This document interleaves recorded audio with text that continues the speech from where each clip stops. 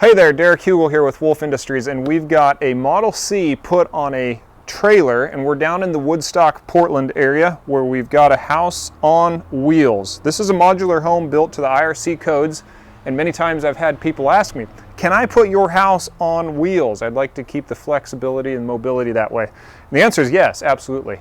And this was a great example. We've got a 10-inch steel I-beam, detachable tongue, 2 5/16 ball here.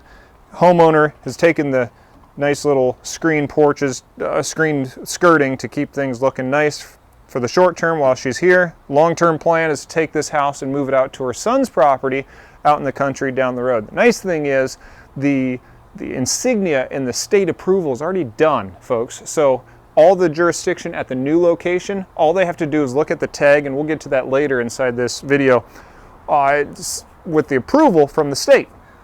So short term, we're down in the Woodstock area of Portland, and she's living in this thing. This has actually been here for 18 months we're going on. So a year and a half, it's aging very well. As you can tell, the testament of the hardy plank siding, a hardy plank trim, the caulking job the guys did back when they installed this. It's holding up well. Should we take a look? Follow me.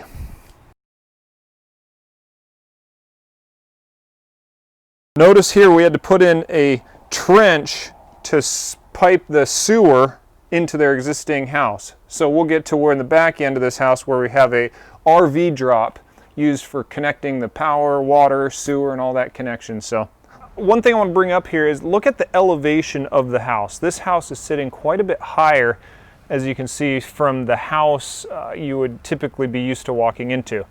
This is set on a slab. It's got a trailer, it's got the wheels like we talked about. But this house has to sit this high because we've got wheels and the whole undercarriage of the trailer down there.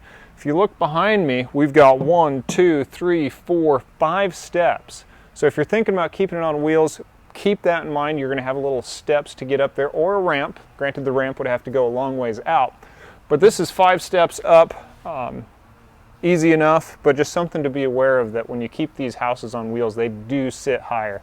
You can see here, underneath the house, we still have our axles on. We've got a triple axle trailer. They are removable tires. You got the power line that's feeding the panel back there. It's an SO cord. It feeds over to your connection right here. We've got the power connection. It's a 50 amp connection, RV plug, and this is permitted and set up through the electrical panel of the main house through that trench we were looking at earlier. This is an RV drop. This is a special lid that you're able to kick with your toe and lift up so that you don't get your hands messy. And we simply put in this little 3x3 pad to the Portland code, Portland specs. They give us the instructions on how these are supposed to look, and that pipes to the septic system. And then we take it from there and run the pipe through. So we did everything. Our crews, everything from foundation, demolition to get that pipe into the building, restacking the plumbing, we take care of everything. And here we got the water feeding the house. It's just an outdoor hydrant, and then we put some heat tape on here for come winter time. We want to make sure it doesn't freeze and burst on us. Just a little bit of insulation keeps that nice and tidy. I'm proud of the guys and how they did this job. It turned out well. You'll see this green wire right here, and this is going to be a tracer wire. So the toner, for the people that want to locate the pipe, this wire is wrapped around the sewer line all the way back to the main connection. They put a sonar toner onto this, and then they use another tool to trace where that pipe is located, because this wire is laid at the same time as the pipe, so it makes it for handy locating later. All right, we're in the back corners here. This is between a fence line and the house. And they need propane because they're keeping it on wheels, and the future plan of, like we mentioned earlier, putting on some property out in the country, at which point they wouldn't have natural gas. Let's plan ahead and put in propane. So this is your regulator. This is the feed line coming in there. These valves here are the multi-fill, so you can get the truck to back up to it and fill rapidly. Make sure if you ever buy a tank this way, it's only 10 bucks more.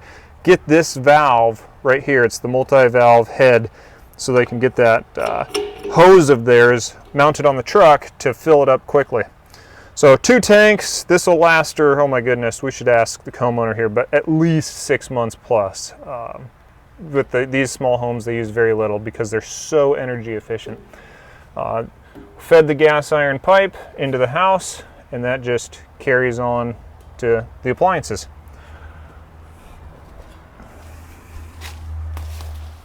This is the electrical cord, SO as they call it in the industry, SO cord, feeding up into the house. There's a conduit stubbed down, so it's real simple for us to do.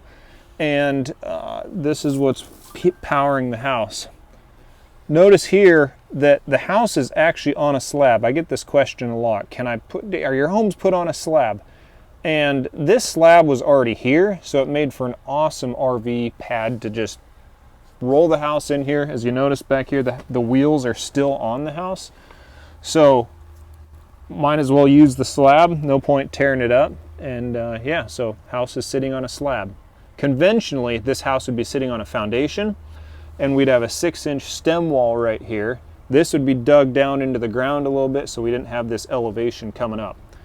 But yeah, stem wall foundation for permanent installation, or if you want a tiny house on wheels, this is how we do it on wheels.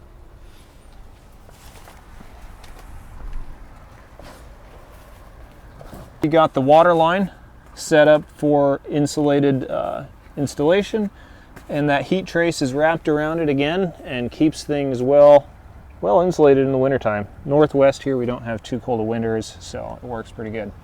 This is the water heater on the back of the house, and after 18 months, it's looking pretty fresh. Looks pretty good.